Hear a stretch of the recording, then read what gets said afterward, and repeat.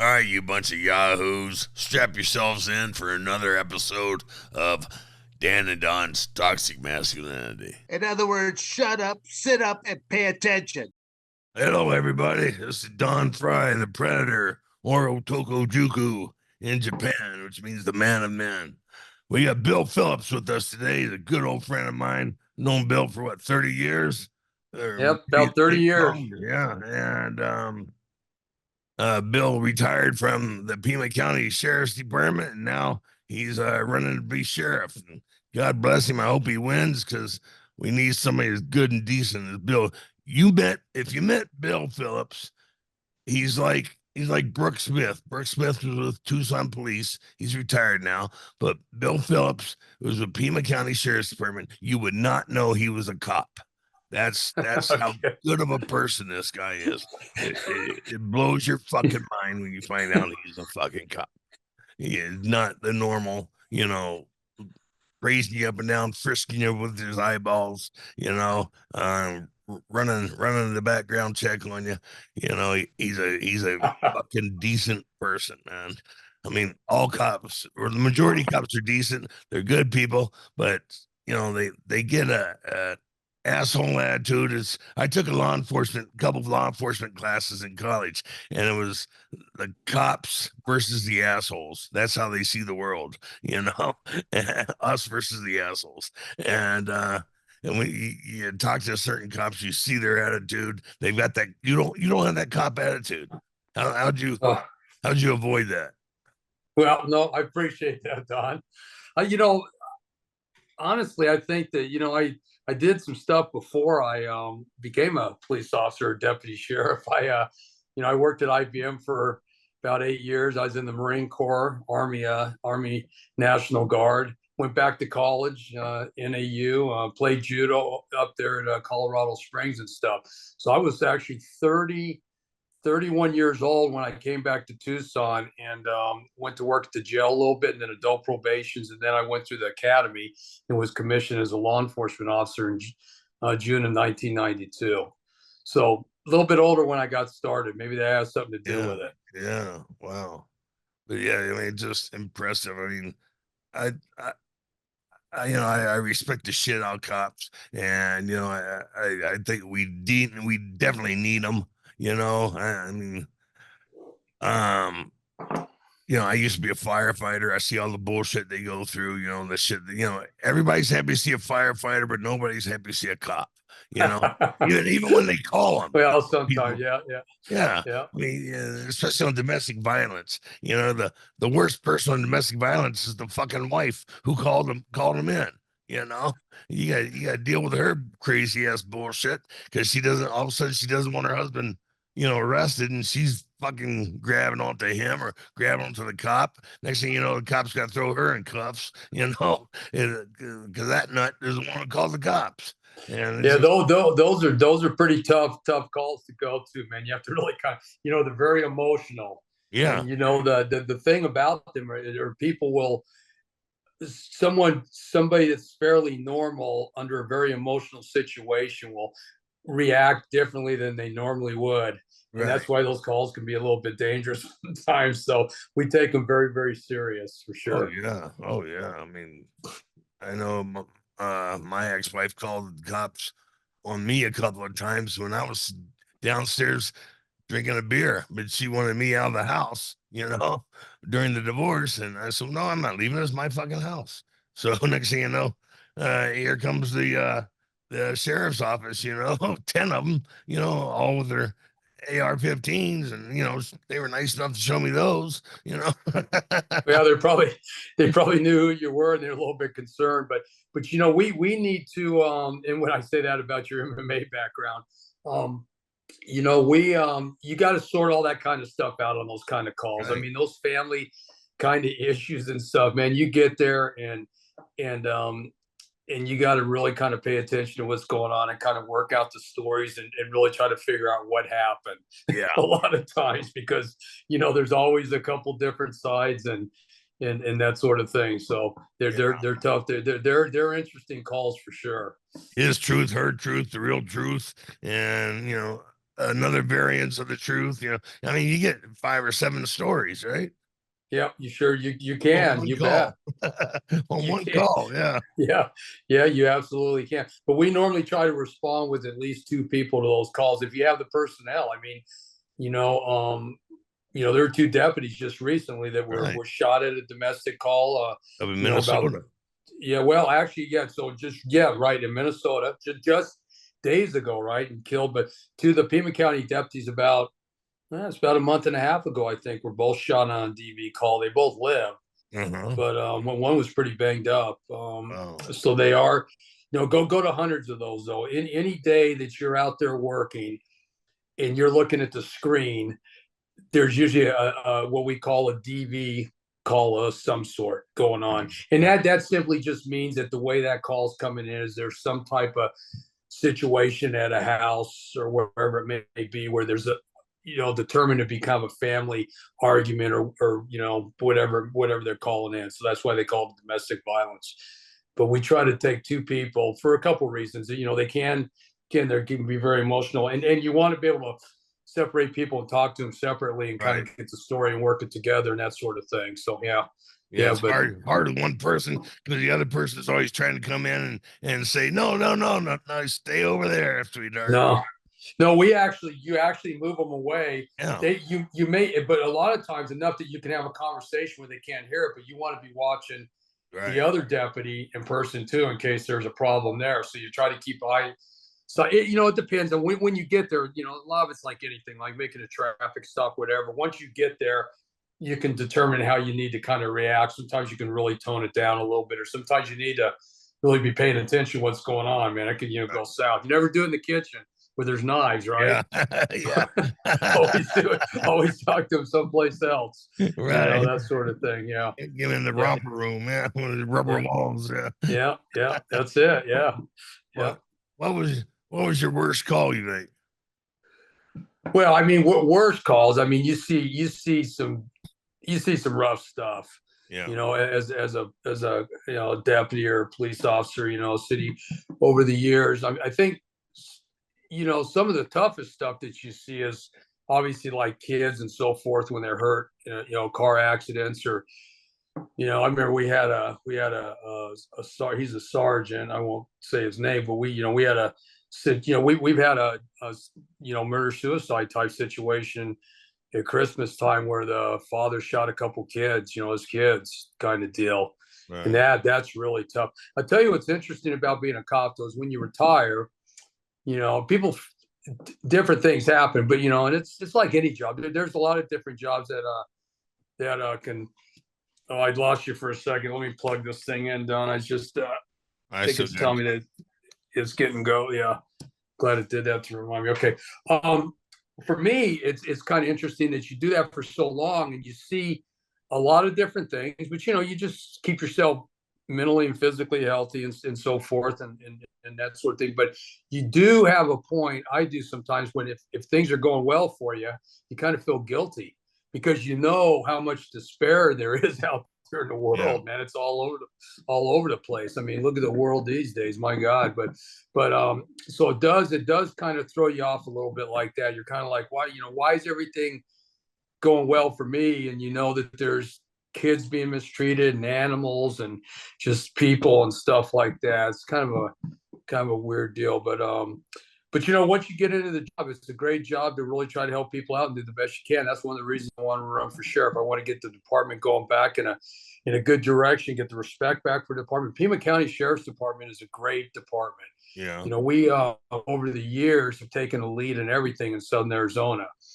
But now we're starting to lose a lot of really good people because they can go to Oro Valley or Marana or Sarita and say a 10 or 11 year deputy can go over to one of those agencies and make $5, $6, $7 an hour more. Wow. And it's not always about money, but when you're raising a family and different things, it can be a little bit. Yeah. So, and when you lose those kind of people that have all the experience and we're doing a lot of the training and stuff, that starts to hurt you. So we need to be able to retain these people. And that's going to take somebody that can really get out there and approach the board of supervisors and say, we need to have this, you know, people paid at the same rate as these other people, so we can't lose them. And one of the things that I'm going to be good at is it's not going to be a political thing for me. I'm not going to worry about approaching the board and hurting myself politically. You know, I need to do the right thing to, you know, keep Pima County safe, and that's keeping good people around. Well, And sometimes you're gonna, how far behind is the department as far as pay? well, so it's, if you look with some of these newer agencies, when I say newer, they've, you know, they've incorporated over the last, you know, 15 years or so. The other day I was talking to somebody, and I think that a deputy that has roughly 10 years on could do a lateral. When it's called a lateral, you're already certified and everything, so you can go work for another agency in the state of Arizona. There's a little bit of, they put you through just a little training to you know, do their administrative kind of things and learn the way they do it. But other than that, it's all the same kind of stuff. They can get a $7-8 an hour pay raise by just going over to Salrita PD. That's one of the ones we're losing. And Marana. Yeah. So quite a bit of money. Quite a bit. I mean, you're talking another $50-80, you know, per shift, right? Yeah. Oh yeah, it's quite a bit. Yeah. Jeez. So is this, so we need to part of get your people campaign? up. Well, we've always taken the lead. If you look at, you know, we run the academies that people go through, these other agencies go through, except for TPD, they do their own thing. We used to do one with them, but there's always a little friction up on top. So they kind of, it's always been back and forth. It's not with the officers, it's right at the top people, but they can't seem to get along sometimes. But we oversee the regional SWAT team, negotiations team, bombs. We run the HIDA range, which is all the shooting range and all the training tactical range out there off of Rita Road. We run all that sort of thing. Yet we're handling all the training, taking the lead, but they're paid way less.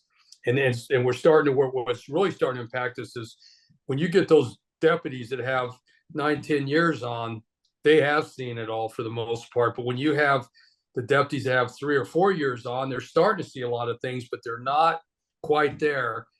And a lot of times that's where you still have your problems. So these 10-year deputies are doing a lot of the training for the people coming up.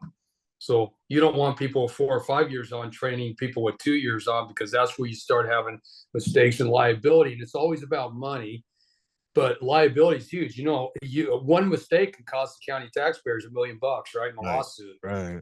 So that's some of the stuff that we need to really think about: retention and keeping people around and actually recruiting. And one of my pieces of my platform is we've talked about this before, Don. I know you're aware of that, is a strong reserve program, because it is always about money. And I want to try to keep deputies that are retiring, ask them to stay on as reserve, and they can work as much as they want, but they just give me at least one day a week to come in, put a uniform on, grab a pool car.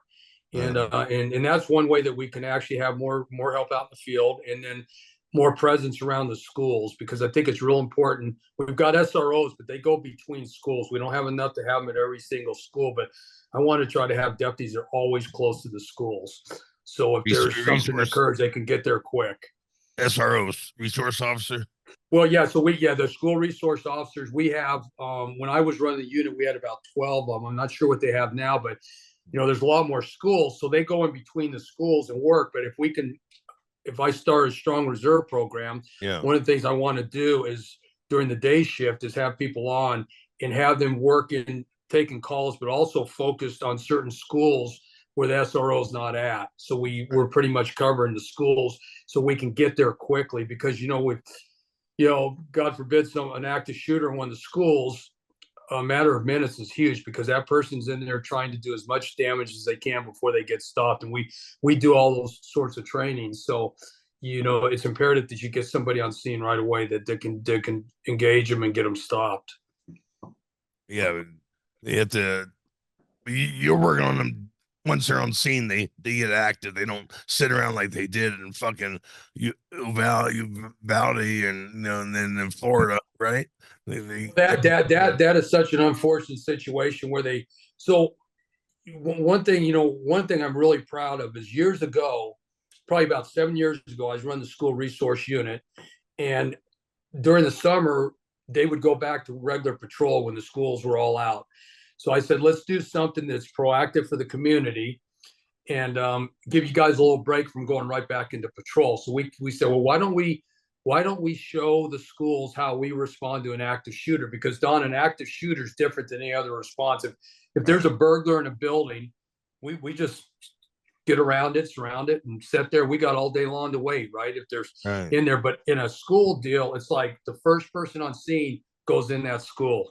It starts engaging, and you're stepping over people that may be shot or whatever, but you can't stop. You got to get them stopped.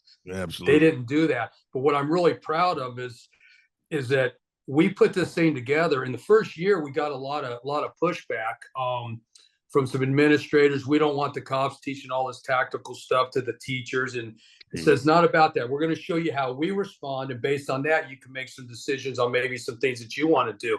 The first year we had about 100 people go through, and the next year was like 500 in this thing. And then it took off on a national basis. So when you hear about an active school training where they're training people in Pennsylvania, we started right here in Pima County. Myself, I was a supervisor, I was a sergeant, and 12 deputies put that program together. That's it awesome. Took off all over the country. Yeah. And I'm really proud of that. It's a neat deal, but yeah. So we did that, and I think it's made a huge difference. I think it saved lives and people. But the deal you're talking about, they didn't respond correctly. I think that I read a lot about it. I think there were some people that were involved that were trying to pull it back. They later tried to say that they didn't think it met the criteria of an active shooter, and they were trying to handle it more as a hostage thing, it was a mess, and they didn't do it correctly. And unfortunately, I think that had they got in there sooner, they probably would have saved more lives, So absolutely. Yeah, they gotta just go charge, right? Charge. Yeah. Yep, that's it. Yeah, you go, any other, the majority of other kind of calls that are, fairly dangerous type calls, a lot of times you maybe wait for a backup, or you can, not always, but you depend on circumstances, but if you can, you do. But on an active shooter, if you're the first one that pulls in that parking lot, you grab your rifle and you go in. Right. You just head in. That is what the training, that's what you do. That's one of those situations where I guess you get paid the big bucks, and it may not, be a good outcome for you, but you got to do it. That's why you have the badge and the gun, right? That's right. So, yeah. So you read on it. Where did they fail, do you think? Well, I based on what I looked at, there was a couple things that there were some people in there that were looking at it differently than an active shooter. They looked at it more as a hostage situation, so they were. That there were some commanders telling people not to go in, is my understanding. But then on the other hand, you hear that also that wasn't the case, that the people that were on scene just didn't go in. Yeah. So I don't know. I think that they're, they just, they should have went in. My understanding is, I think it was some of the Border Patrol agents or something showed up, and they went in They went in when they got there, but they were there, 40 minutes later or something like that. So that's a bad deal. One agent was getting his hair cut, grabbed a shotgun from the barber and went in, Yeah. But hopefully, it, people learn from that. It's just, it wasn't handled correctly, and it was a mess. So hopefully if people know now what they have to do. Our training, we all do it. I know our department, that wouldn't happen. Yeah. It would not. I can 100% tell you that would not happen with anybody at our department, because we train for that. And we the active shooter stuff's been around for a long time. We've actually utilized that for 10 or 15 years. Where I did the training was us going and showing the schools how we respond. So we were saying, hey, we're going to do this. So they had kind of an idea of how to respond. But we put this on, and it was neat because we'd have a classroom portion and do scenarios in the afternoon. And we used all the drama students. We pull them in the summer and feed them, and they would put blood on and pay and do it just great. It was very realistic. Yeah.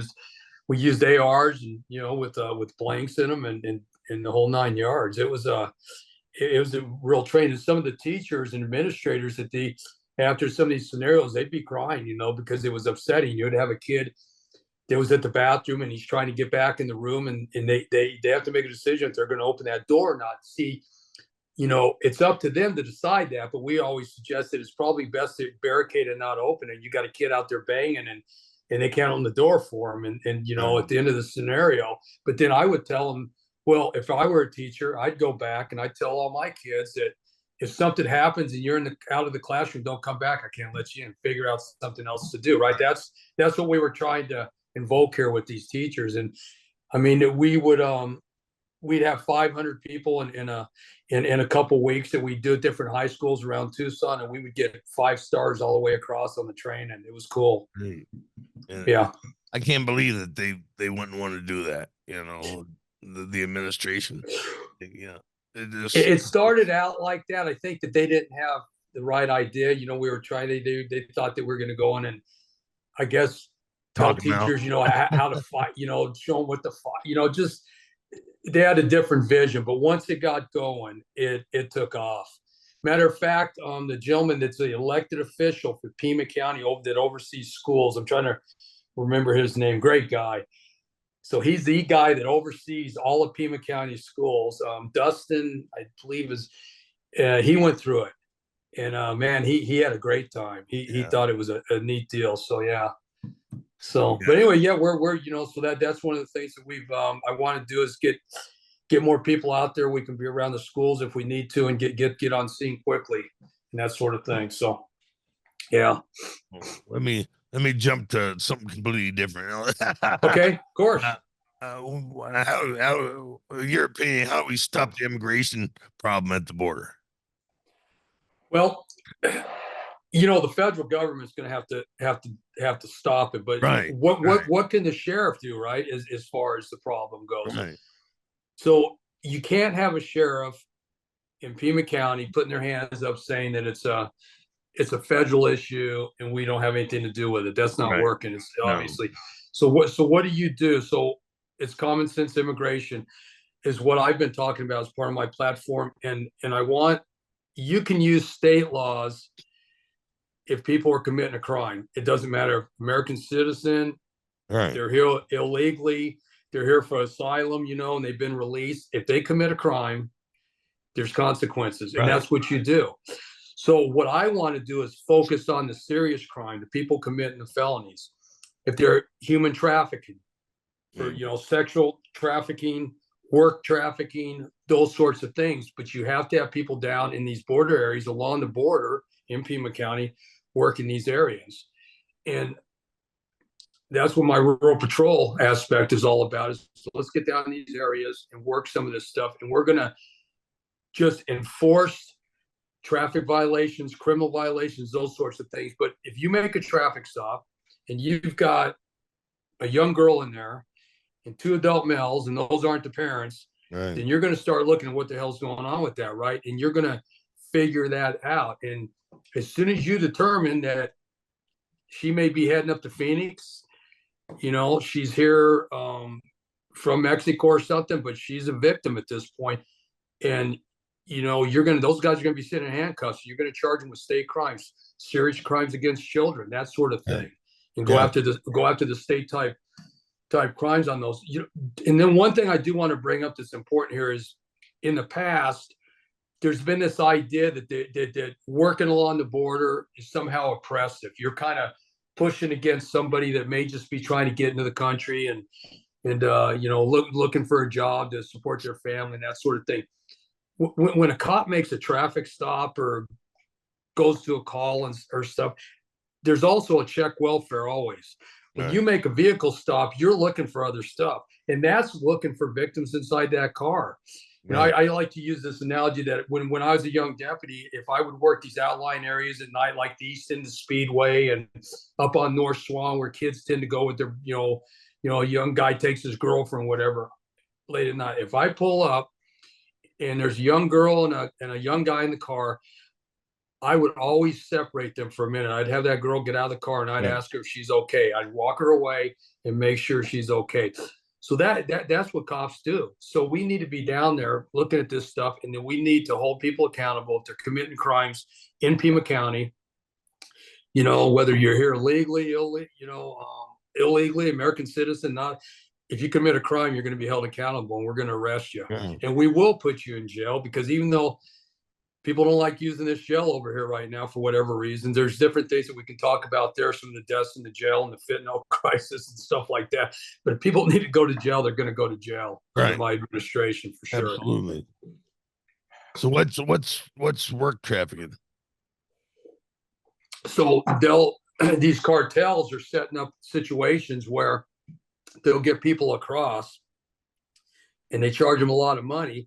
But then once they're across, they tell them, well, you still owe us money for this or that, if you've been in a drop house or whatever. So we're going to have you go up to Phoenix and you're going to have to work this off. Right. So you're going to have to go out and work for these people. They may set it up or find a job and pay us back and those sorts of things. So there's two different things that can happen. It could be set up where they're going to go work, and then that money's going to have to go someplace else, or they can just try to find a regular job, or, probably not a regular job if they're here illegally, but, they may be doing landscaping or something, but then they owe people money. Right. And what they're doing is they'll go back down to Mexico and they'll threaten their families down there. And once they're here like that, we do have a responsibility. If somebody's a victim, whether they're here legally or illegally, they're a victim, and we have to look at that. But what you're doing on the other end is you're taking some of these cartel members, and if you can get them, like you pull that car over and here's somebody in there, and you figure it out real quick, then you arrest those cartel members, right? Right. And you do state charges on them. Probably 90% of the women that come up through Central America and Mexico, it's all changing now. I mean, there's people coming from everywhere, but we used to take all the calls, because if something happens in Pima County, we're responsible for any type of crime. And the majority of those women coming up at some point during the voyage, they get assaulted. And, we're only hearing about pieces of it. And the ones that report it, once they're over at the Border Patrol station and stuff, but the Sheriff's Department's one has to go over and take the call and stuff. So a lot of this enforcement is to help vulnerable people. Right. And I just want people to realize that that's part of what we do out there. A lot of it's a child welfare too. We're just not, they took Stone Guard money away. We talked about that, I think, last time I talked to you, Don, but Stone Guard money was federal money that was given to agencies that work along the border, and for overtime and so forth, to go down and work with Border Patrol. And it was all about, enforcement and so forth. But the majority of these things that we handle, we're helping people out there in the deserts and different things like that.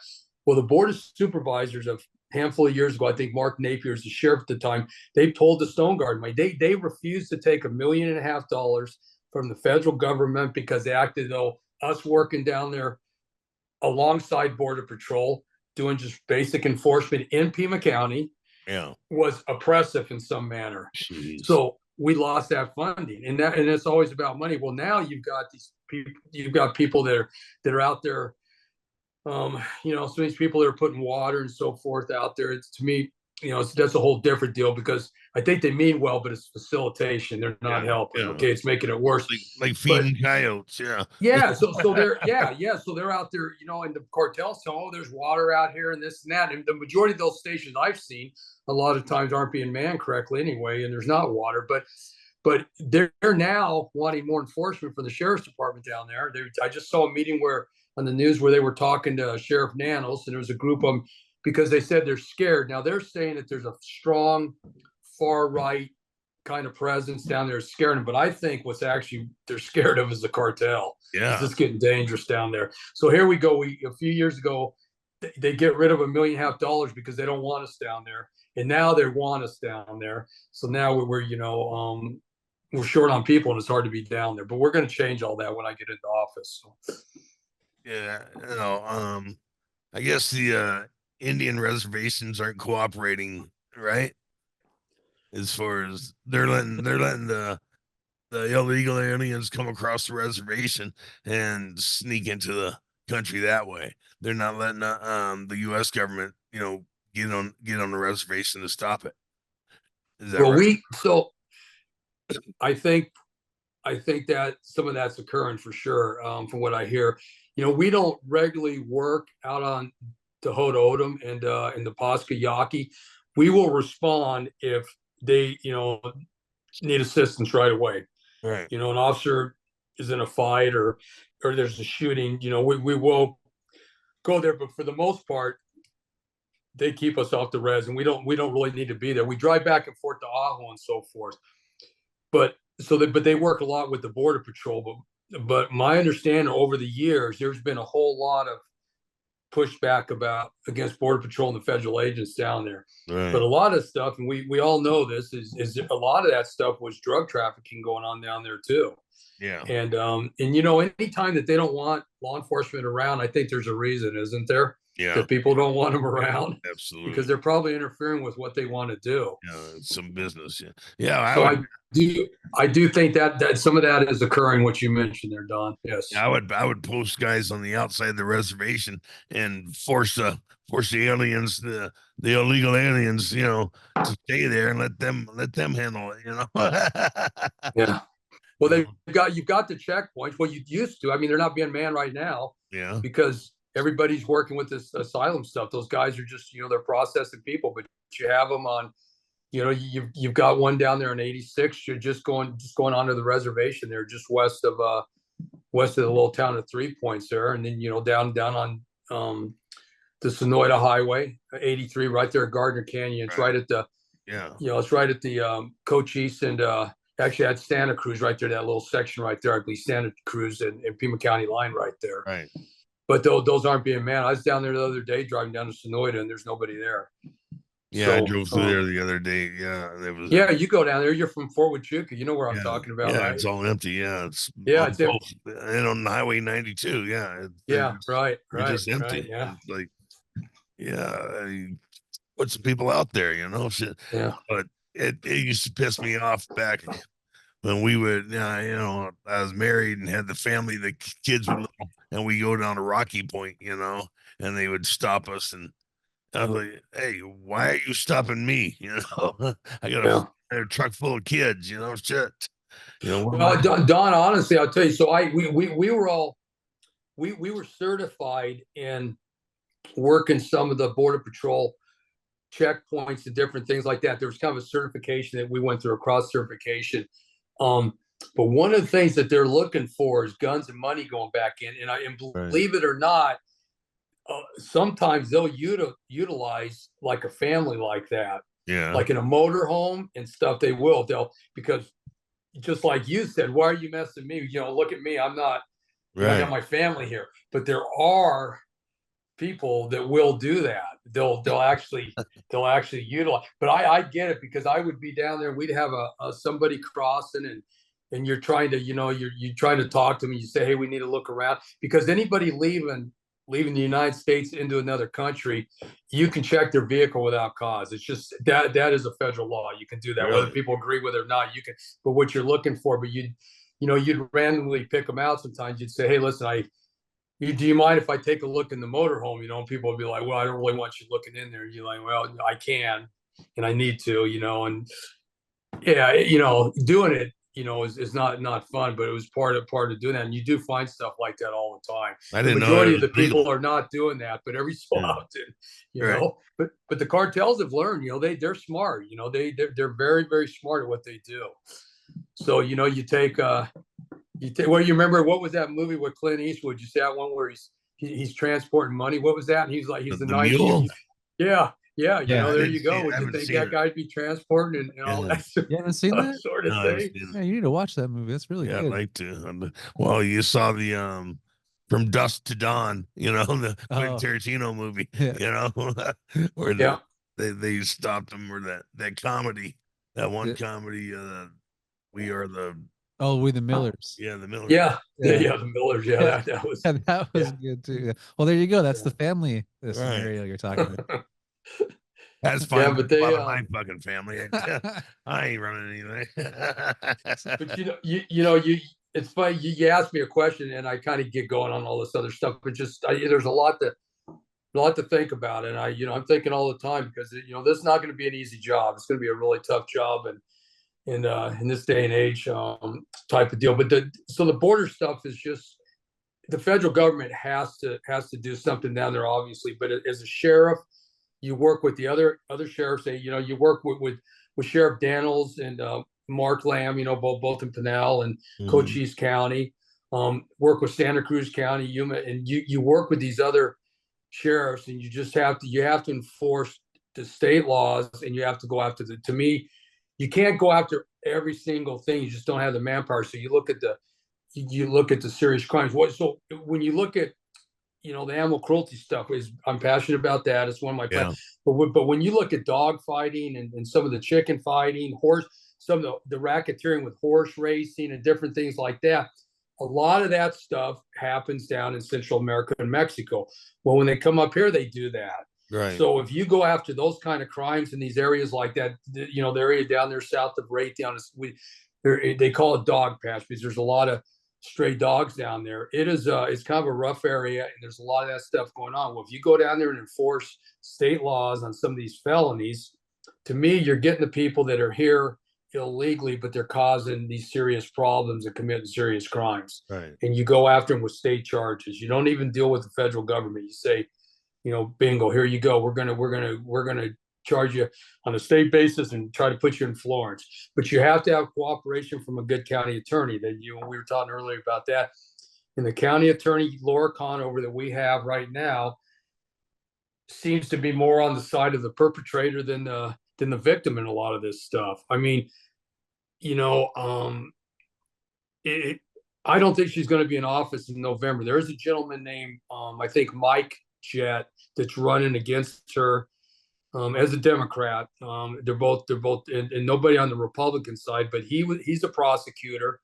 He's got a lot of experience, and he talks a lot about, this non-prosecution type stuff. And I think he's going to be much better if he wins. And the other thing that's important, Don, on the county attorney's office is there's no oversight.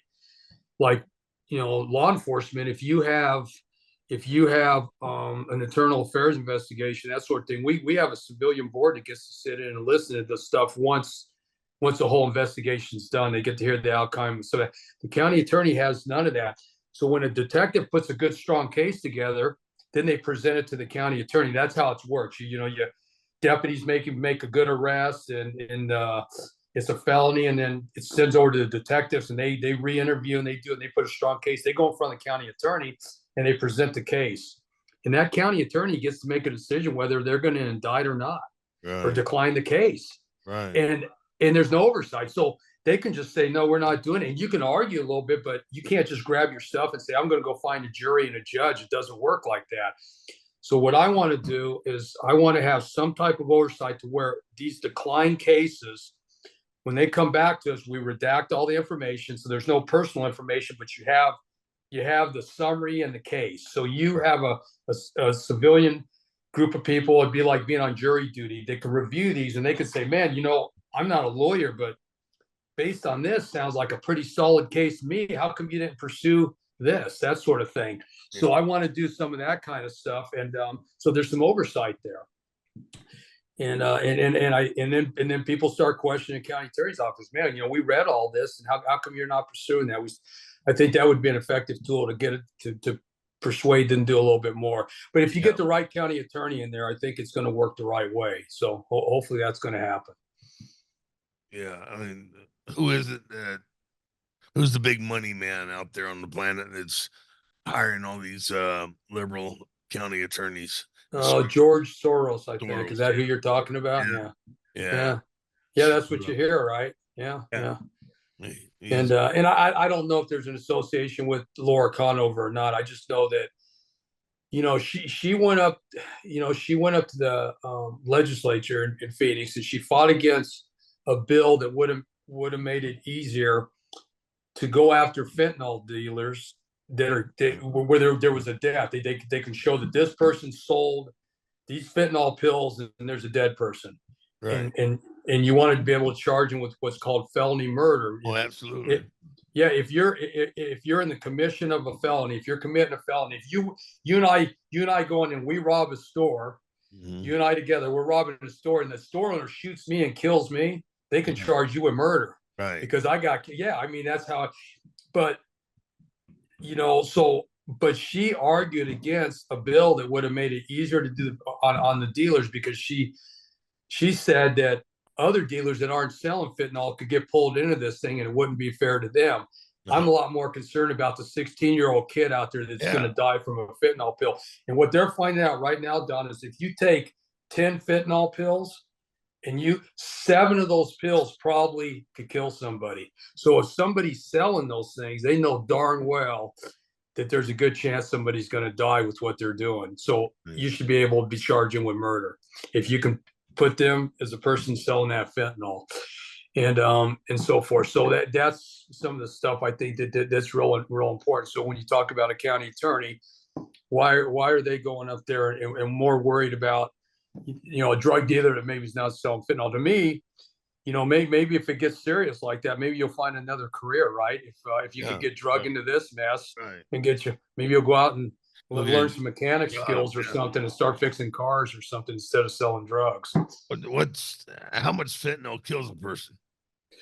Well, they say I don't know the exact, if it's milligrams or grams, but they're saying if you look at like a flake or two of rice, that kind of fentanyl can kill somebody. I heard something recently where they took in an amount of fentanyl, and about 50% of the fentanyl coming to the United States is coming right to Arizona. But they took in on one load of a big fentanyl seizure coming across that there was enough fentanyl that could kill every American in the United States 10 times over. Right. Just a huge deal. It's 50 times stronger, they say, than heroin.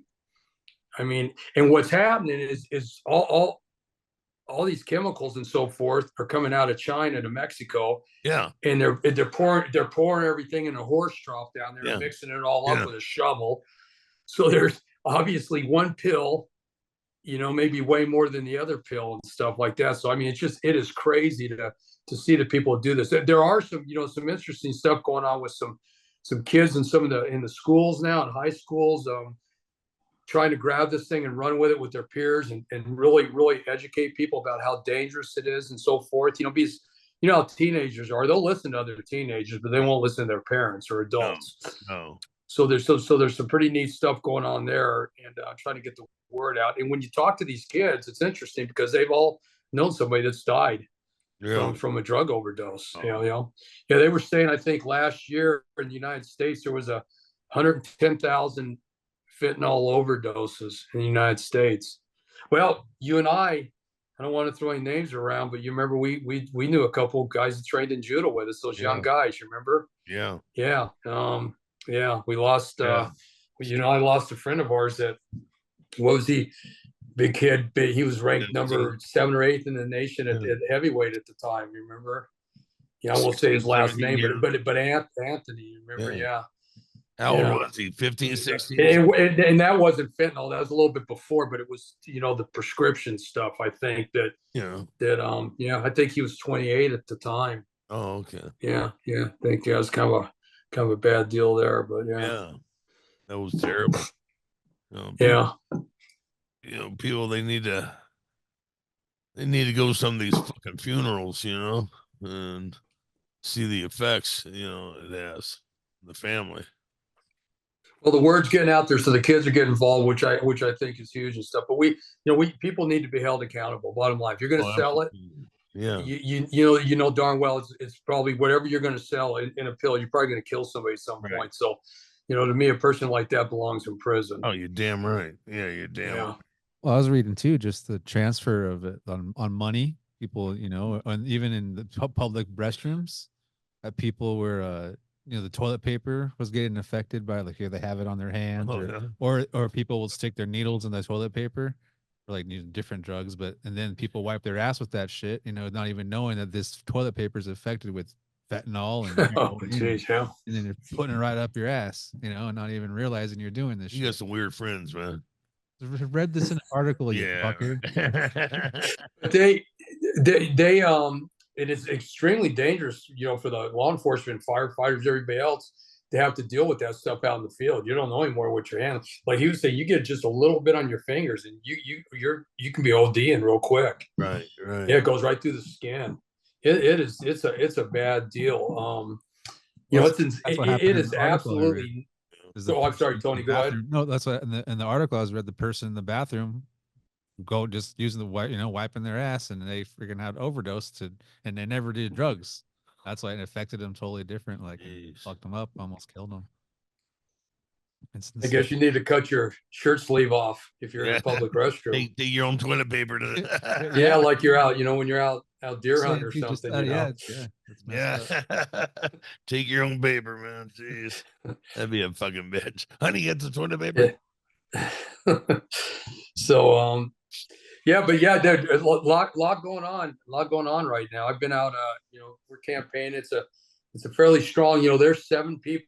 Well, until signatures are turned in, which are due April 1st, nobody's really on the ballot. But right now, it sounds like there's 7 people that are going to run for sheriff, including Chris Nanos, that's a current sheriff.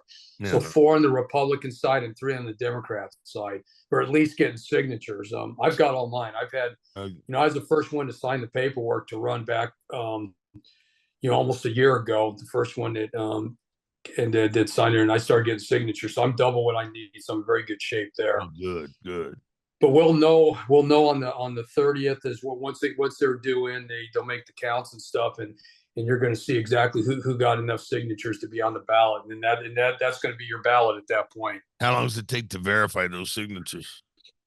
I don't know, and I don't know that they verify. Now mine have been verified because I've been taking them to a place here in Tucson that works. It's called the Conservative Connection, and they actually go through and verify them all for you, check addresses and stuff. Right. But sometimes people just hand them in, and I don't know that they count everything and they look at them, but they don't actually verify unless they're challenged. I think that's why you want to have probably double, and I've got more than double, because then you're good to go. And then anything electronically, if people go on the computer. Like on my website, you can go in and you can go right to the Pima County elections office and sign and go right in there and fill out a petition for anybody running that's in your party, that sort of thing. You put it on your information. It says who's available. Those are automatic because they're verified immediately when you sign up. But any of the hard copy ones, can be verified. But I don't know that they verify them unless there's a challenge. Yeah. And so that's why you just make sure you have it double what you need, and then you're good, and so forth. So, but to get the word out, I guess once you turn them in, unless it's challenged, they probably, if you've got the numbers, they probably say you're on the ballot at that point. It's probably a week or 2, I imagine. I'll find out though. That's a good question. I should know that. No, let's talk about your animal cruelty task force. Uh-huh. All right. you okay? Yeah. Well, fire away. So, okay. Well, the reason I've just always been, I'm like you. I'm passionate about taking care of animals. To me, they're vulnerable.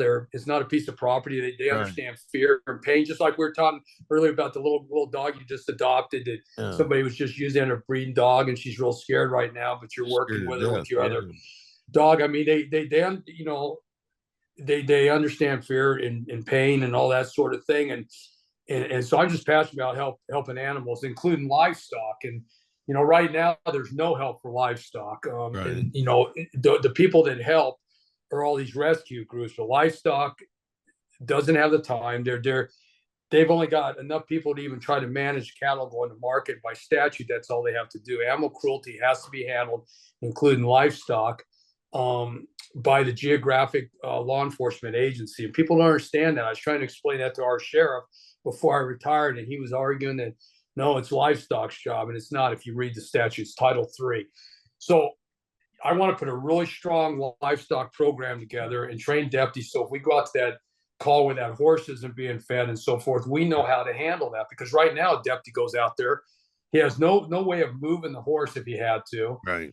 Livestock won't come out. And so he basically just tells somebody, you better start feeding the horse. I'm going to arrest you, and leaves and never follows up. So they get no help with it. With smaller animals, animal control helps a lot, but they're overwhelmed, but they help. But in general, I want to put this animal cruelty task force back together that we used to have. It was a strong about 15 or 20 years ago. Right now, they have one detective assigned to animal cruelty in Pima County, over 1 million people, if you include Tucson and outlying areas of Pima County, but I think about 400,000 in the unincorporated areas.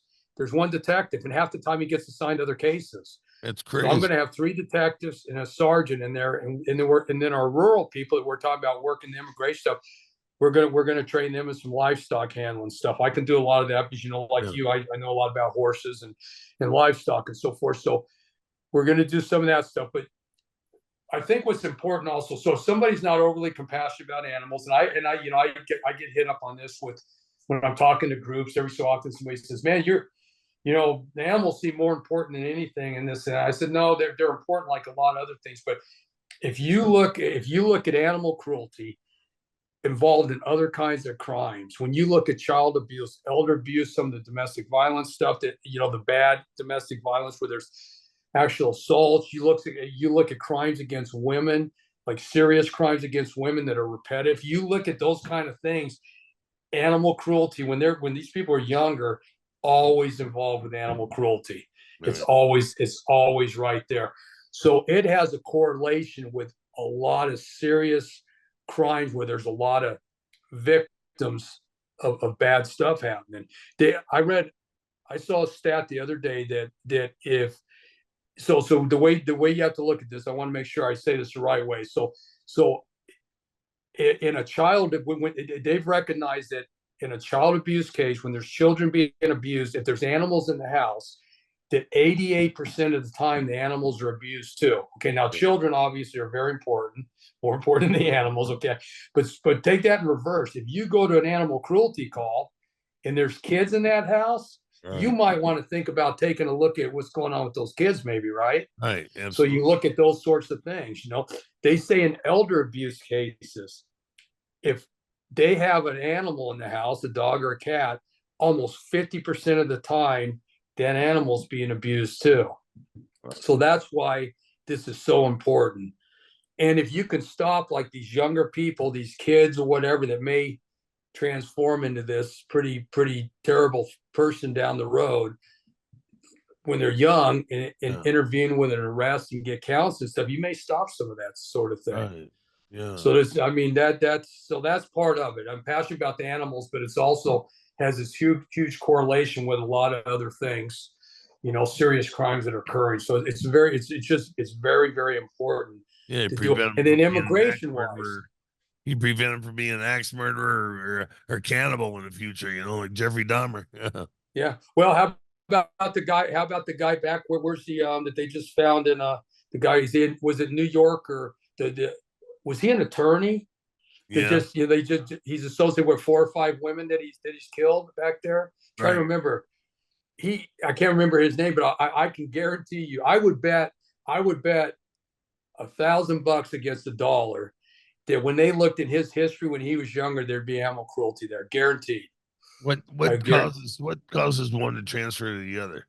You know, I don't. That would be more of a probably talk to maybe a psychologist or something like that. I don't know, but part of it has to be is if you can do that to an animal, if you can make an animal suffer, I guess you can make a person suffer, right?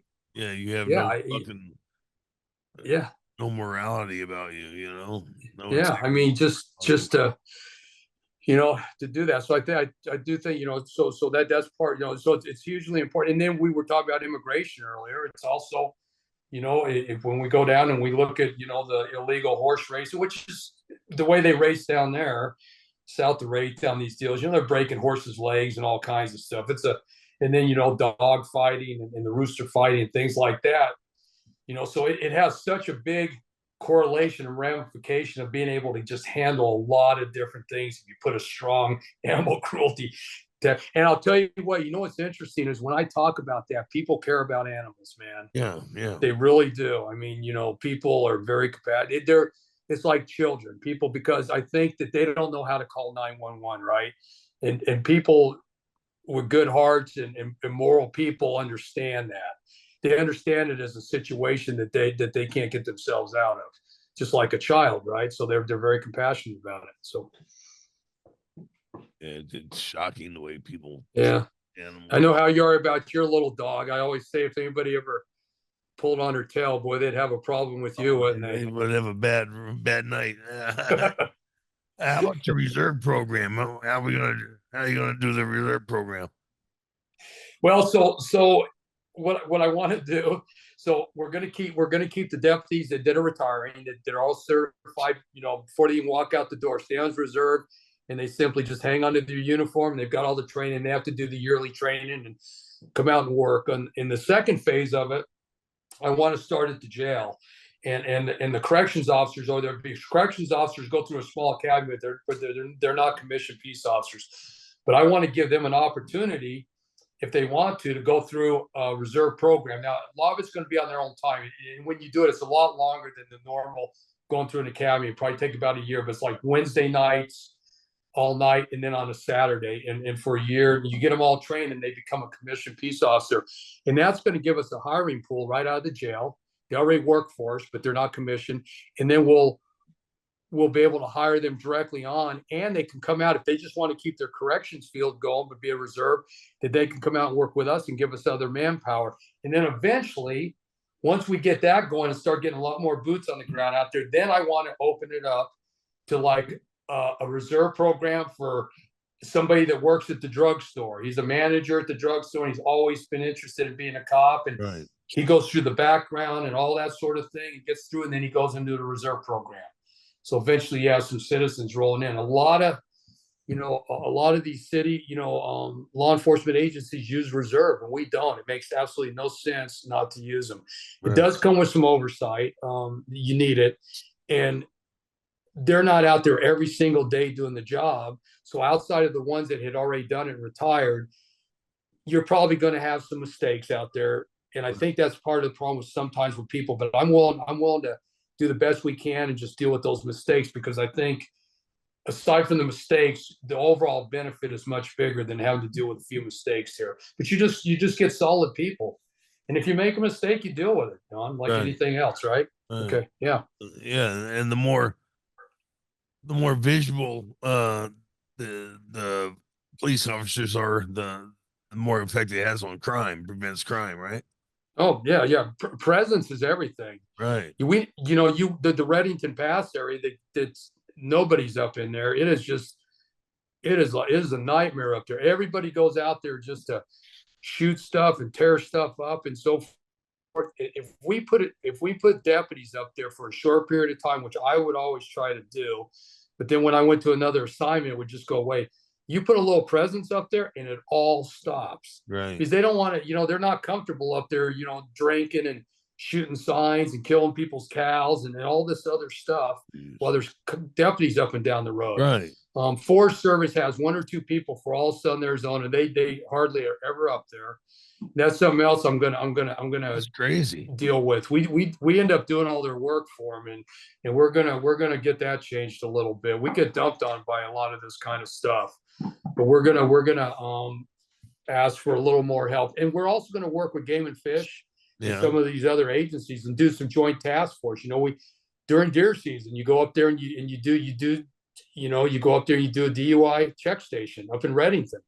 Mm-hmm. And all these people running around with their quads and drinking beer with their rifles and hunting deer that way. That's going to be a problem. Yeah. If you're going to go up there and do it the right way. Right. So we're going to work with Game and Fish and some of these other, both state and some federal agencies doing this stuff. So they only have 2 people. So the Forest Service, so they've got like forest rangers that go out and do some stuff, but they're more,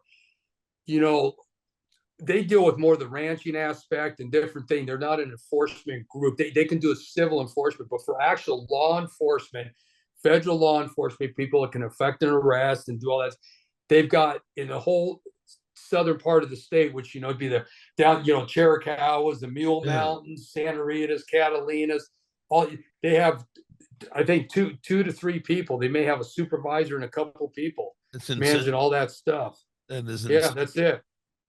Yeah, they didn't even have an actual law enforcement contingency for Forest Service. They always had park, the national park officers that are federal law enforcement officers. But Forest Service, up until I think the maybe early 80s never had like actual law enforcement people that could make an arrest and that sort of thing. They had people that could write a ticket on a civil basis and that sort of thing. But they so it's kind of a new program for them, but they're very limited.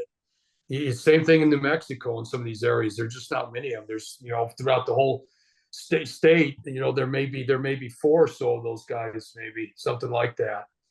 Yeah, That's just not many at all. That's why you have those signs up in Pinal County saying, "Be careful, there's a drug corridor," right? Well, yeah, and they do now down there. Some of that stuff's BLM, and they do have some BLM officers, but they're not Forest Service like up in Reddington and stuff. If you go over the top, but I'll tell you who has no officers is the state trust. When you look at state trust land, and there's so much going on out there. There's a state trust land department, but we handle any of the law enforcement stuff's out there for them. If you go out to state trust land and somebody cuts a cactus down, you know, we're out there trying to figure out how we can get some support from the state trust people. And you'll get a guy in Phoenix that says, well, I'll tell you what, if you arrest them, I'll come down and testify that they're not allowed to cut a cactus down, that kind of stuff. So you end up doing all their work for them. Right. I mean, yeah, it's an interesting deal, you know. So we're gonna, you know, and you know, it's on a professional level. You want to help way, but I need to approach people and say, listen, you know, you need to get in the game a little more on some of these things, you know, and offer to help. You know, like Game and Fish is great.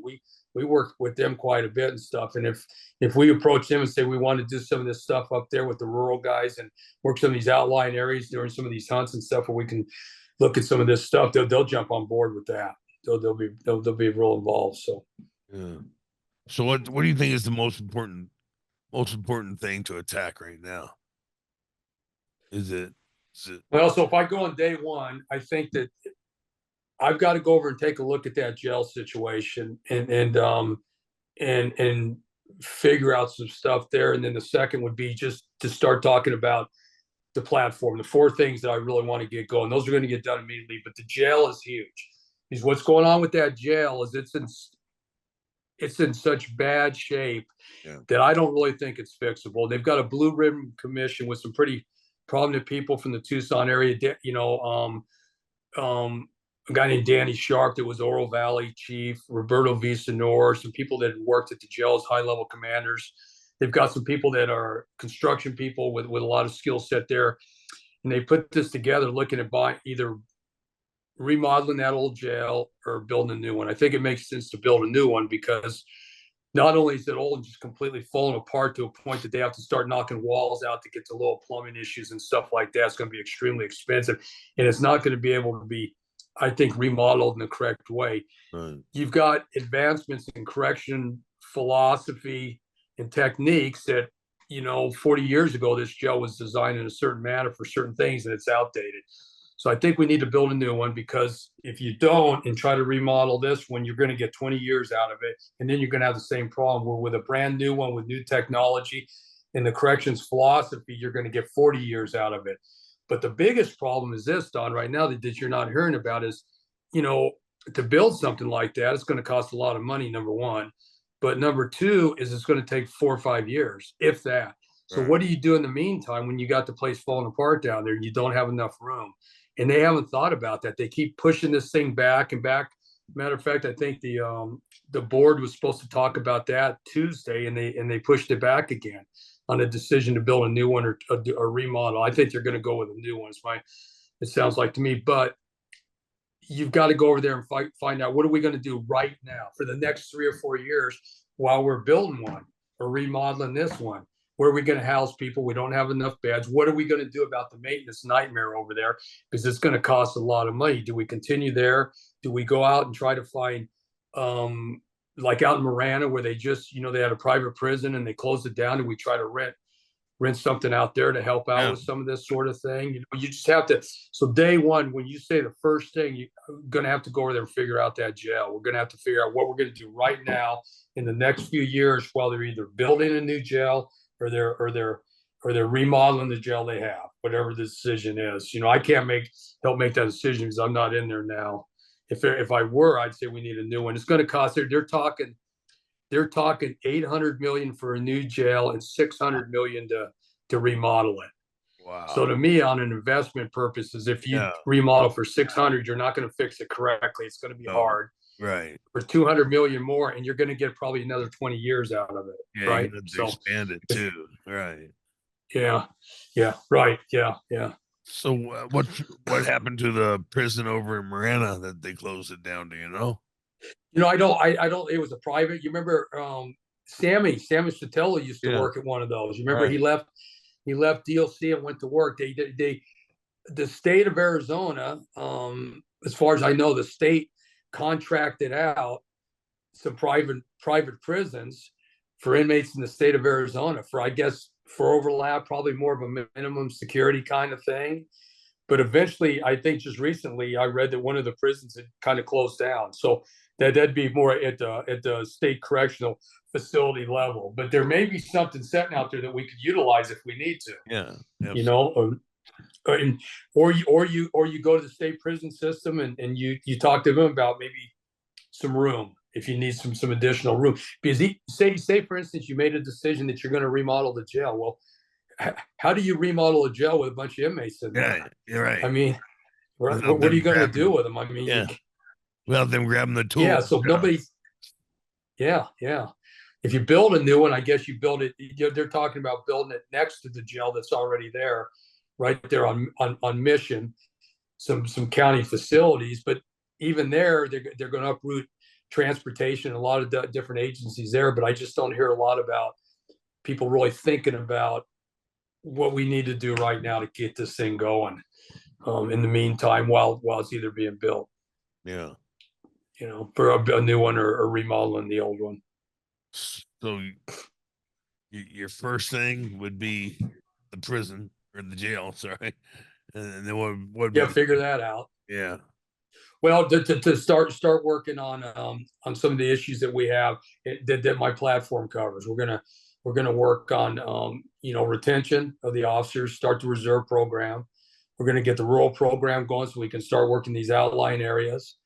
Common sense immigration, because we can't have people out here just wandering around committing crimes, whether Right. they're here illegally or not. American citizens can't just commit crimes and get away. So we're not Right. going to let anybody. It's going to, and one thing I do want to say real quick is, what they're finding a lot of this transportation of drugs and some of this human trafficking stuff is actually American citizens on the internet, and 14, 15, 16-year-old kids. You probably hear about down in Sierra Vista, some of these car chases with these 15, 16-year-old kids, right?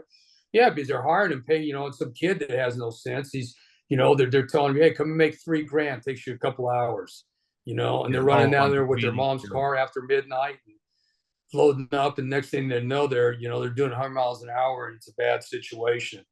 So again, that's another reason we have to do this enforcement. It's just stuff's just dangerous in general. But so to talk about some of the stuff is get these issues and figure out who I'm going to have running these different projects and just get going with them, and push through and focus on that. So the jail and the stuff on my platform. Right. Yeah, I'd like to help you out with that animal, cruelty thing. Shit.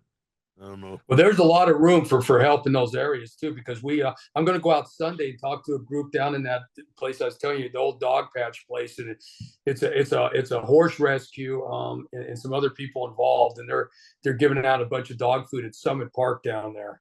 So I'm going to go out and meet with them, and I used to work with them a lot. And the animal stuff is huge volunteers anymore, and we rely on them a lot, but we rely on them too much. We just like the Forest Service and different people, we have to have more skin in the game on the animal cruelty stuff, because it's a responsibility of the sheriff's department and the taxpayers to handle this stuff. But what we're doing is we're handing off. If you get a horse in the middle of the night right now, walking down the road, a deputy's out there 1 o'clock and he gets a call on a traffic hazard, and there's a horse out off of East Speedway or Tanque Verde Road. Yeah. Livestock won't even answer the phone. Really? So here's this deputy standing there with a horse in the middle of the road. So what's he supposed to do? You know what they do?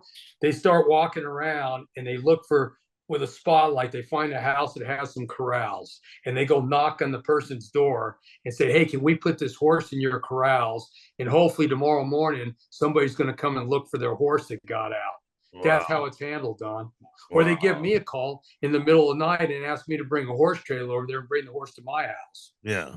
You know, I mean, it's ridiculous. We have to be more involved in these sorts of things. So this is the stuff, after 31 years, like anything, like, your background in athletics and everything, you do it for so long, you see little things, you as a coach recognize a lot of things that you think you could make a difference and work on it different. If you were going to teach the guys over at the high school where you were a state champion over in Boynton, you would do, there's good stuff going on, but you're also like, I do some things like this, right? Because I've been around it and I think that those would make it better. That's what you do. You look at those kind of things and you decide what you're going to do about them. How many, you were 30 years in the department? 31 years. Yeah. 31 how many is sheriffs a commissioned law enforcement. I'm how sorry. how many sheriffs did you serve under? So, well, 3 actually, because Clarence Dupnick was there. He got, I think Dick Boykin turned it over to Clarence Dupnick in 1980. I got hired in 1990 at the jail when I just come back from Colorado Springs and had my, I finished college, went up there to do the judo thing and came back. And then I went over a commission in 92. So Clarence Dupnick was there until 2017 or something. And then Chris Nanos was the chief deputy. He turned it over to Chris Nanos, but then Chris Nanos lost the election. It wasn't re-election because he was appointed by Clarence Dupnick about a year before Dupnick's last term was over. He appointed Nanos, so he gets some name recognition. But then Napier beat Chris Nanos, but then Chris Nanos came back and beat Napier after his 4 years. So 3 sheriffs. Because Clarence Dupnick was there a long, long time. Now, what about starting a physical fitness program with the deputies? Okay. Absolutely, Absolutely. and a self-defense class.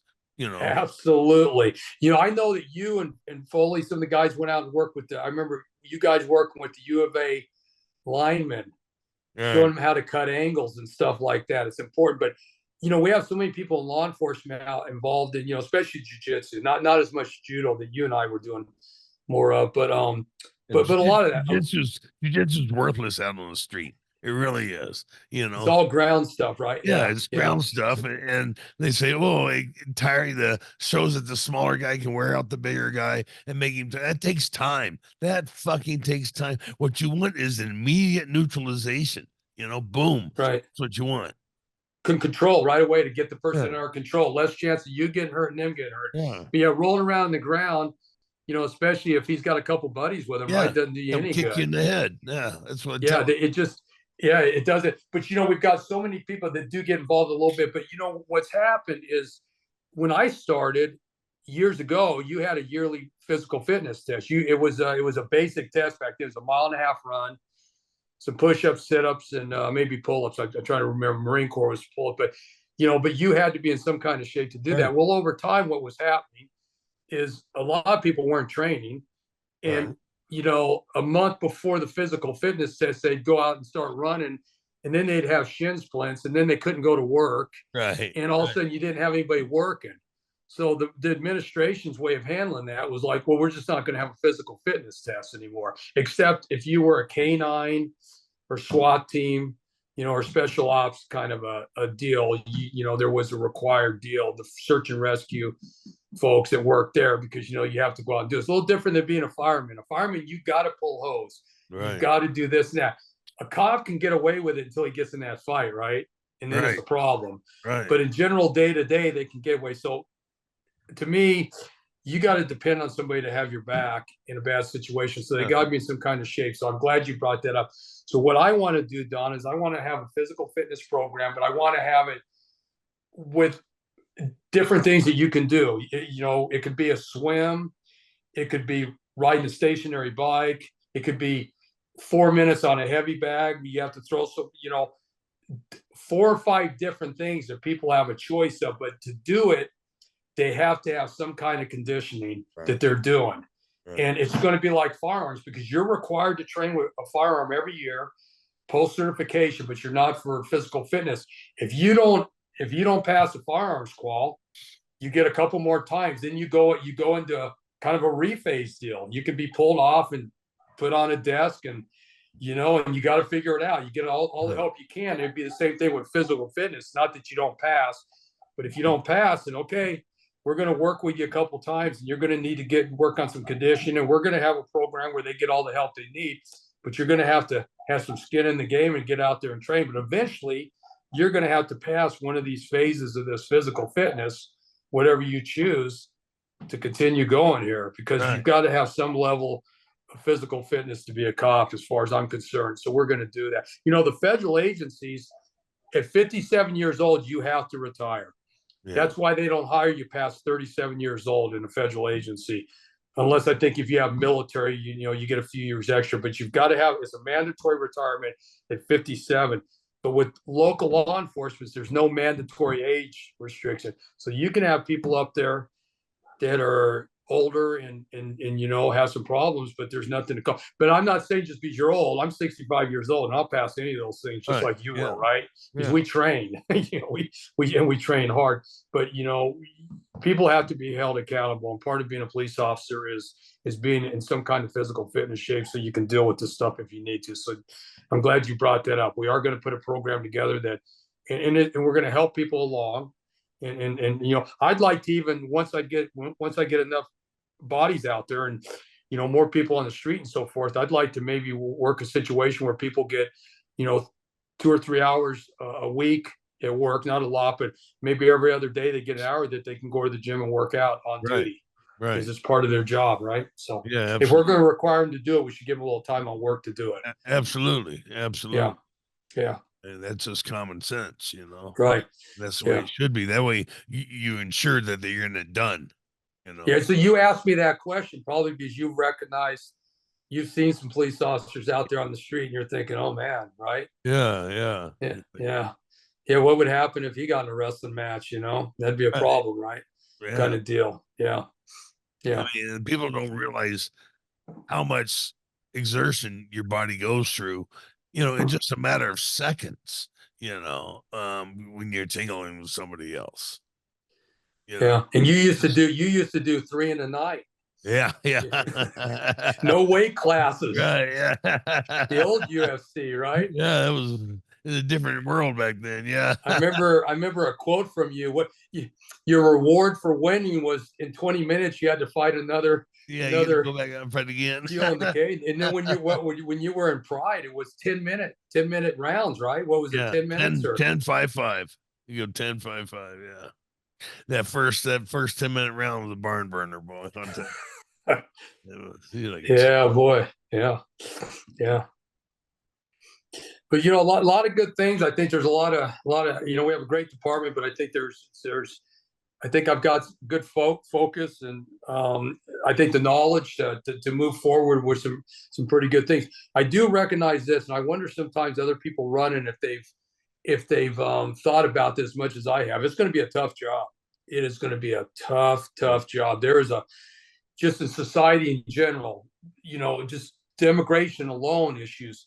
When you look at everything going on, it is not going to be easy. But, I thought about that. See, I've actually really put some thought into that. And I think I recognize that it's going to be a pretty darn tough job. I talked to Phillips, and she knows it and stuff. And we talked a lot about that. I hope, if I'm not the one that wins, I hope the person that does is the one that, if they've thought about that. Right. You saw where the sheriff up in Maricopa County just resigned. He turned it over. He just said that, for his family, it just wasn't working out anymore. Really? Wow. Yeah. That's crazy. So when the chief is just giving up, shit. Yeah. I'm going to turn this light on real quick. Hang on, just a second. It's kind of dark out there. So.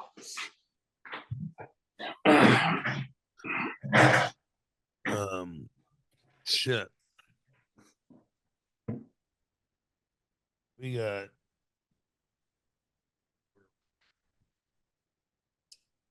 Tony won't let you fire that cigar up inside the. No, he won't. Damn pussy. No, it drive me crazy too. Trying to get him to come back out to my house to film. Shit. Anyway, I can smoke. Okay.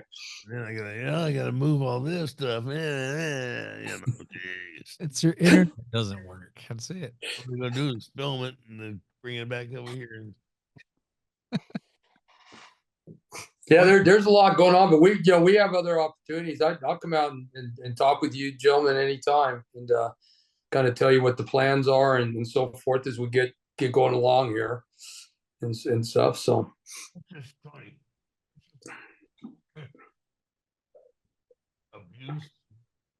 hey Don, I did want to mention I've gotten some really good endorsements on my website, and it's billforsheriff.org with the number 4. So bill number 4, so forsheriff.org, and it's attached to my Facebook. But I got a great endorsement from Mike Lent, and he's a Krav Maga guy, but he's a veterinarian, and I worked with him years ago, and he's been involved in a lot of stuff around the state of Arizona on the veterinary stuff, and we worked on the animal cruelty task force when it was really solid. He gave me a really nice, and this stuff's really humbling when these people give you these kind of endorsements.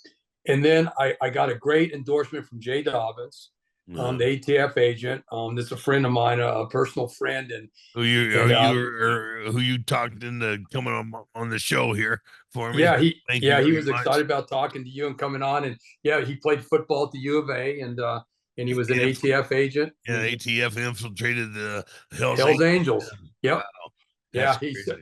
Yeah, he's a real deal and a great guy. Just grew up in Tucson, went to Saguaro High School, and so forth. And then my neighbor is Chuck Rice. So he was a POW. If you Google Chuck Rice, POW, he was shot down on the same mission as John McCain, and he spent 5.5 years in Hanoi Hilton as a POW. I'd like to talk to him. Get his opinion, McCain. Well, and I'll let him talk more about that. But he as a fellow serviceman and pilot and all that, I think a lot of respect. He used to say, though, I think as far as a senator, I don't know, maybe a little different deal, but he could maybe talk. But he wrote me a really, stuff's humbling, man, when you read these things. But I've known him for over 20 years, and he's a Silver Star recipient, and the Silver Star is the ability to endure torture kind of deal. I mean. In the real, in what he said on his endorsement about me, man, means a lot. I mean, it's just pretty amazing. But they're on my website and so forth. And then I've got a lot more coming. Andy Smallhouse wrote one I haven't put up, but he owns the Carlink Ranch in the San Pedro River Valley. So he's got 8,000 acres deeded in San Pedro, but he's got the cattle lease on everything from the bottom of Reddington at the Tanque Verde Gas Ranch all the way into the Galero Mountains. Wow. So he's a huge rancher, and he wrote a really, again, a pretty darn nice endorsement, man. I read these things. It's funny, how people think. It means a lot when they talk about you that way. Yeah. So, now, are you going to be able to get a veterinarian help in there with the animal abuse? Yes. Yeah. So when we did the animal cruelty task force prior, we met once a month, and we had 2 or 3 veterinarians that met with us. We had law enforcement from other agencies. We had livestock would show up. Back then, they helped a lot more. We had livestock people. We have juvenile probations because of what we talked about. Yeah. We had just a huge group of people that would show up monthly and would work on all these kind of things to do. We used to go in and we would do these undercover buys in these puppy mill store things. Right. Things like we did a lot of really neat stuff. It was known, and it was a Mike Duffy, who's an investigator for the Humane Society. He's retired from the Sheriff's Department, detective, just a really sharp guy. And Therese DeShane, she's retired. But they were the ones that put this together originally, and I was part of it as a supervisor. But they were the ones that grabbed it, and this thing took off all over the nation too. We did stuff with ASPCA out in New York. We did videos on how to respond to these kind of crimes. We did these little. It was a lot of fun, and it just went away. It just flat went away, you know. Like, is it money or lack Yeah, of- I just think that it depends on. I think when Dubnik was in there, I think it was important to him, and I think that it was getting a lot of, you know, notice, and it brought a lot of good attention to the department and stuff. But Yeah. as people move away, or you know, or he kind of handed it off to some people that were kind of running the department, and he was kind of winding down. I just don't think they were that interested in it. It slowly went away, and then people that are involved with it go into different assignments and stuff, and you just don't have kind of the interest. So you need to have somebody at the top Right. that will keep it going. Right. And that's going to be me, because it's going to go, and it's Right. going to stay there. So Shit. I mean, because I've passed people's houses and their horses' fucking feet look like skis. You know, you're like, yeah, get out. You want to get out there and throttle these people. yeah, And help the horse out. yeah, yeah. You know, and that right there is abuse. I mean, that's a felony. Yeah. Yeah. But nobody knows how to really handle it. If a deputy goes to that call, he'll be like, well, what, you know, number one, what do I really know about horses? That doesn't look right. And he'll look at a stat and he say, man, you need to get the horse's feet trimmed or something, or I'm going to come back and arrest you. And then he's gone. Right. That's how it's handled right now. Right. You know, these livestock, you know, again, they won't come out and do any of that stuff. Yeah. That's a crime in itself, just Yeah, it is. to handle that and just ignore it and walk away. Right. I mean, I'd be more willing to volunteer, my time in services to go out there and trim horses' feet. Well, we'll keep you in mind on that. Yeah, I'm serious. Yeah. Yeah, I know. Maybe a lot of people don't know that. I know you were a farrier. Yeah, I was a farrier. That was when you were a firefighter, and yeah. And when I met you, I think that's what you were doing. Yeah, it smelled Right? smelled all. It smelled like hoof all the time. Smelled funny. Yeah, rotten And hoof. you had those big gnarly hands from hanging on those horses. Yeah, man. So you grab a hold of somebody, their gi on the back, and be like, "Oh my god, it's like a horse grab." Yeah, it's a lot easier. Get away with that. But shit. Right. Well, so how does people help you out your campaign, partner? Well, right now I'm telling everybody, if you think I'm the guy for the job, and all the information's on my website, because I'm not holding back. A lot of people don't put their platforms out there, I think, because they want to be able to kind of move toward whatever group they're talking to. I'm right down the middle. I'm not changing for anybody. If you think I'm the guy for the job, just tell as many people as you can. If you want to send me $5 or $10, I know money. People don't like spending money on politics and that sort of thing, and I hate asking for it. And I'm doing okay there in general, but I just say, if you want to send me $5 or $10, send me $5 or $10. You can do all that on the website. That would be helpful. When we start putting up signs and some stuff like that, I'm going to be looking for some volunteers to help with that. But I think we're in really good shape. I think it's going really well. Got a boy right here. Tony's boy just volunteered to help you. Okay, great. How old are you? 16 or 17? 18, but he'll need a ride. He hasn't even got his driver's license yet. Yeah, we'll make that happen. Yeah, if he can pound some rebar and stuff like that, I'll come and get it. Yeah. So we can make that work out. But yeah, that's it right now. I think if people would just look at my website, or people that know me and say, hey, Bill's running. I think he's the guy for the job, and just get people interested and passing that along is going to be really important. Yeah. And so forth. And again, I put everything on my website because I want people to know what I'm about. I'm not, originally when I decided to run way back in April, I had some people say, hey, in Pima County, it's going to be hard to win as Republican. And I said, well, and you got to switch. I go, I'm not switching. It's right. You're saying you're going to compromise to win an elected position. I'm a down the middle kind of guy. I'm just, right. I think things are common sense. I vote for who I think is going to be good in the job. I really don't look at all this political stuff. Yeah. I've been registered as Republican since I was 18 years old. I'm conservative and so forth, but I'm reasonable about everything, and I don't need to switch for that. I'm either gonna, I'm gonna win it, because people think I'm the guy to do the job. Yeah, that's how I'm gonna do it right, correctly. Yeah. So it's billforsheriff.com. .org. Yeah. .org. Yeah. With the number 4. Bill number 4 sheriff.org. Okay. That's right. All right. Yeah. Appreciate it, sir. Okay. Tell you, Well, yeah, thank you guys. the cop, the Don, cop who doesn't act like a cop. Yeah. well, I appreciate it. We need to go grab a hamburger here pretty quick too. Yeah, we do. And then I'll look forward to seeing Dan next time that we get together and talk for a few minutes. Yeah. And I talked to Tony on the phone. I know he's not in the picture there, but and his son over there that's going to be the rebar guy for Yeah, me. the rebar kid. Yeah. Yeah, we got that. Yeah, Okay. he's got some friends too, man. Put them all to All work. right. Well, I'll take all the help I can get. Yeah, they're pretty good. They're not hooligans. They're just little Yeah. skateboarders, you know. So Okay. you know, they don't have a record yet. So Yeah. so we'll Yeah. prevent that from happening. Yeah. So we'll get after it.